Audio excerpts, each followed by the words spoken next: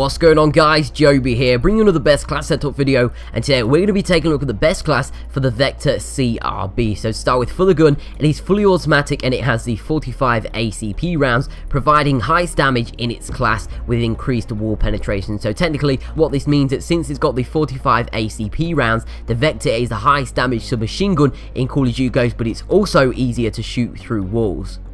Now for our attachments, we are going to be using the flash suppressor, which reduces muzzle flash for precise aiming, and since the Vector is the highest damage submachine gun, we want to keep the highest damage, so that means not using a suppressor and using a flash suppressor.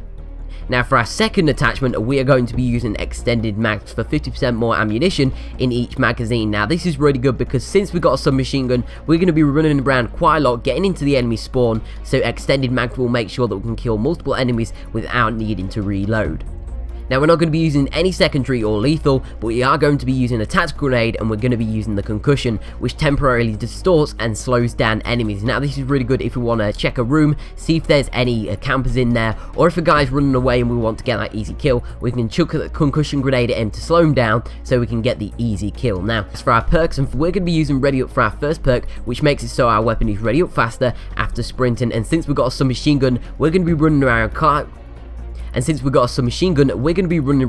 a lot, getting into the enemy spawn, so ready up is an awesome perk for this gun.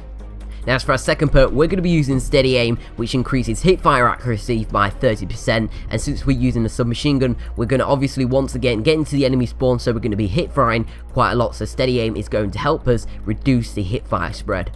Now for our third perk, we're going to be using off the grid, which makes it so we're undetectable on the minimap by the SATCOM and radar pings, and since we ain't got a silencer on, we want to make sure we can stay alive as long as possible to keep our streak.